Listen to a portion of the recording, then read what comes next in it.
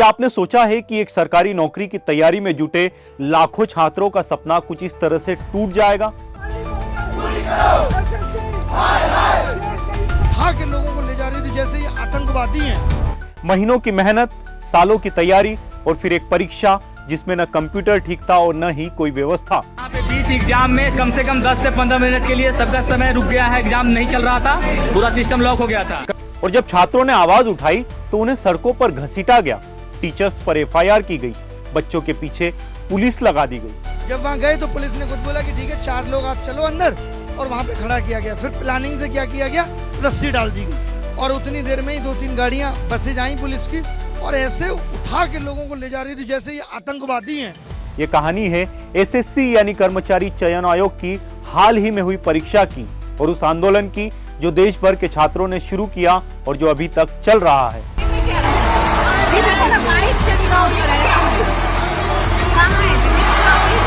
नमस्कार दोस्तों, मैं पीयूष, आप सभी का इस चैनल पर एक बार फिर से स्वागत है।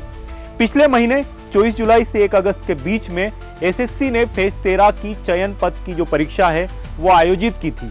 ये परीक्षा ग्रुप बी और ग्रुप सी की भर्तियों के लिए थी। देश भर से करीब 5 लाख छात्रों ने इसमें हिस्सा लिया, लेकिन जैसे ही परीक्षा शुरू हुई गड़बड़ियों का सिलसिला भी शुरू हो गया। कई केंद्रों पर कंप्यूटर अचानक बंद हो गए, स्क्रीन पर 10-15 मिनट तक ब्लैक रहा, कुछ जगहों पर माउस काम नहीं कर रहे थे, क्लिक करने पर कुछ भी नहीं होता था, 4-5 बार क्लिक करो तब जाकर जो आंसर है वो टिक होता था। सिस्टम काफ़ी ज़्यादा ख़राब था, मतलब शोर हो रहा था वहाँ पे बहुत ज़्यादा। बच्चे कंसंट्रेट कैसे करेंगे पेपर देने के लिए वहाँ पे? हंगामा हो रहा था। हाँ, क्वेश्चन में ऑप्शंस आउट ऑफ, मतलब ऑप्शन है ही नहीं, किसी में ऑप्शन सेम आ रहे हैं, बहुत ज़्यादा मतलब ऐसा हो रहा था।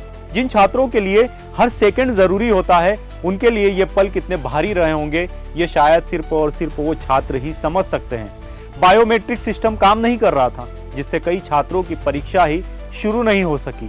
सबसे बड़ी हैरानी की बात यह थी कि कई छात्रों को 1000-2000 किलोमीटर दूर सेंटर दे दिए गए। कानपुर का छात्र कर्नाटक भेजा गया, कोई बिहार से तमिलनाडु गया। ऐसा क्यों हुआ? जब फॉर्म भरते समय छात्रों ने शहरों की प्राथमिकता दी थी। पहले ऐसा नहीं होता था, लेकिन अब ऐसा होता है। बहुत सारे लोग ऐसे थे जिनको एग्जाम सेंटर मिले। एसएससी फॉर्म भराते टाइम 3 चीजें पूछता है कि आप 3 सिटी दे दो, हम जनरली आपको इसमें करा देंगे प्रेफरेंस। लेकिन लोगों को उन प्रेफरेंसेस के हिसाब से एग्जाम सेंटर नहीं मिले। बहुत दूर दूर 500 किलोमीटर 600 किलोमीटर भी लोगों को एग्जाम सेंटर के लिए जाना पड़ा, जिसमें सिर्फ मेल कैंडिडेट्स नहीं है, फीमेल कैंडिडेट्स को भी इन्होंने इस बार भेजा है दूर। और पीडब्ल्यूडी एस्पिरेंट जो स्पेशली एबल्ड स्टूडेंट्स होते हैं उन लोगों को भी 600 किलोमीटर दूर एग्जाम सेंटर डाले हैं। वो कैसे मैनेज करेगा और कैसे उसकी फैमिली सपोर्ट करेगी? पहले टीसीएस जैसी कंपनी परीक्षा आयोजित करती थी, वो विश्वसनीय थी, उस पर भरोसा था, सेंटर पास के शहरों में मिलते थे, तकनीकी गड़बड़ियां कम होती थी। लेकिन इस बार एसएससी ने टीसीएस को हटाकर एक नई कंपनी को कॉन्ट्रैक्ट दे दिया, एडुकेटी करियर टेक्नोलॉजीज। ये वही कंपनी है जो पहले मध्य प्रदेश की पटवारी परीक्षा और टीचर एलिजिबिलिटी टेस्ट में गड़बड़ी कर चुकी है। व्यापम जैसी बदनाम घटनाओं से जुड़ी इस कंपनी को महज इसलिए चुना गया क्योंकि उसने सबसे कम दाम में बोली लगाई थी। सोचिए, कुछ पैसों की बचत के लिए एसएससी ने लाखों छात्रों के भविष्य के साथ क्या खिलवाड़ कर दिया। अभी जो सबसे बड़ा मुद्दा हमारा ये है कि जो एग्जाम कंडक्टिंग बॉडी इडिक्विटी है, जो कि बहुत सारे टीचर्स पे सच बोलने के लिए वो कर रहा है, केस कर दे रहा है। तो सच बोलना भी अगर हमारे देश में गुनाह है तो बोलिए, फिर हम लोग घर पे बैठ जाते हैं। हम तो आप अगर गूगल करिएगा तो इडिक्विटी पे ब्लैक लिस्टेड है बहुत सारे स्टेट्स में, मध्य प्रदेश पटवारी घोटाला, एग्जाम घोटाला। तो एसएससी जो कि पूरे इंडिया का यूपीएससी के बाद ग्रुप बी का सेकंड ऑफिसर्स होता है, अगर वो इस चीज को वेरीफाई चेक नहीं कर पा रहा है कि भाई हम जिसको टेंडर सौंप रहे हैं उसका बैकग्राउंड क्या था, वो क्या कर रहा नहीं कर रहा, तो फिर हम लोग क्या करें? मतलब एग्जाम स्टूडेंट्स एग्जाम दे के बैठे, हम टीचर्स लोग आके रोड पे यही करते रहे या फिर पढ़ाएं, क्या करें? परीक्षा के दिन कुछ सेंटर ऐसे थे जहां न पंखे थे न ही पानी, कुर्सियां टूटी हुई थी, कहीं बकरियां घूम रही थी, कहीं केंद्रों पर ऊपर भैंसें बंधी हुई थी और नीचे परीक्षा चल रही थी, कहीं लाउड स्पीकर बज रहा था तो कहीं पर डीजे। जो डायग्राम चित्र वाले सवाल स्क्रीन पर लोड होने चाहिए थे वो लोड नहीं हो रहे थे। रफ शीट इतनी घटिया थी कि गणित का सवाल ठीक से बच्चे हल भी नहीं कर पा रहे थे, ठीक से लिख भी नहीं पा रहे थे। इन्होंने बच्चों को देने वाली जो पेन थी उसमें भी पैसे कमाए, पेन भी ऐसी दी गई कि वो भी चल नहीं रही थी। कई जगहों पर सेंटर ऐसा दे दिया गया जो जंगलों जैसी जगहों से होकर जाता है, जहां न कोई गाड़ी जाती है न ही कुछ। ये जो दिख रहा है आपको, ये जंगल लग रहा होगा पर जंगल नहीं है, सच्चाई तो ये है, ये एसएससी का एग्जाम सेंटर है। ये देखिए, प्रयागराज से हम 300 किलोमीटर दूर एसएससी का पेपर देने आए थे। खेत के बीचों बीच सेंटर, किसी का मकान था, उसको ये लोग सेंटर बना दिए हैं। बिल्कुल। और कुछ जो इन्विजिलेटर थे वो खुद मोबाइल में रील्स देख रहे थे, बच्चों को डिस्टर्ब कर रहे थे। यहाँ तक कि पहली बार परीक्षाओं में बाउंसर तैनात किए गए, वो भी बच्चों के लिए। पर दिल्ली पुलिस की ड्यूटी होनी चाहिए, बाउंसर कैसे बुला लिया, क्यों बुला लिया? सेंटर पता नहीं क्यों बुलाया इन्होंने, पता नहीं क्यों बुलाया इन्होंने। ये हालात थे देश की सबसे बड़ी भर्ती परीक्षाओं में से एक के। कुछ जगह तो परीक्षा बिना किसी सूचना के रद्द कर दी गई। छात्र 500,000 किलोमीटर दूर से आए थे और उन्हें वहां जाकर पता चला कि परीक्षा नहीं होगी, वो भी तब जब किसी ने कोई ऑफिशियल सूचना नहीं दी थी। एग्जाम से पहले पेपर एग्जाम से आधा घंटे पहले पेपर आ चुका था कि आपका एग्जाम कैंसिल कर दिया गया, कि आपका एग्जाम कैंसिल कर दिया गया, कि आपका एग्जाम कैंसिल कर दिया गया है। एडमिट कार्ड की बात करें तो पहले जहां कुछ दिनों पहले तक बच्चों के पास एडमिट कार्ड आ जाते थे, यहां पर 2 दिन पहले तक भी एडमिट कार्ड लोड नहीं हुए।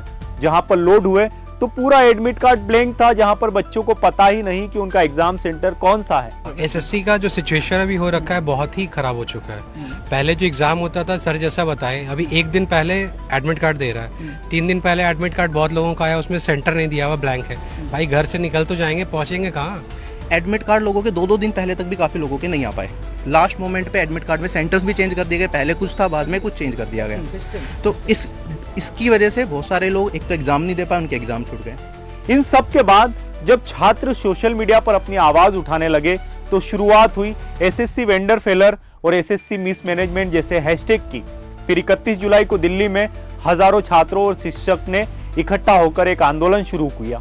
वो डीओपीटी के दफ्तर के बाहर शांतिपूर्ण प्रदर्शन कर रहे थे, लेकिन पुलिस ने उन्हें रोक लिया। कई छात्रों को हिरासत में लिया, टीचर्स पर एफआईआर कर दी गई, घंटों बसों में घुमाया गया, कुछ को पीटा गया, कुछ के हाथ तक टूट गए और कई शिक्षकों के सोशल मीडिया अकाउंट तक सस्पेंड कर दिए गए। सर हमारे सामने बच्चों के ऊपर लाठीचार्ज की जा रही है। लाठीचार्ज सर, हम शांतिपूर्ण तरीके से बात करने आए थे, हम आराम से बैठ के बात करने आए। क्या हमारा इतना हक नहीं कि हम आराम से बैठ सके? सर के बाहर तक डंडे मार के भगा, धक्के मार के बाहर निकल रहे।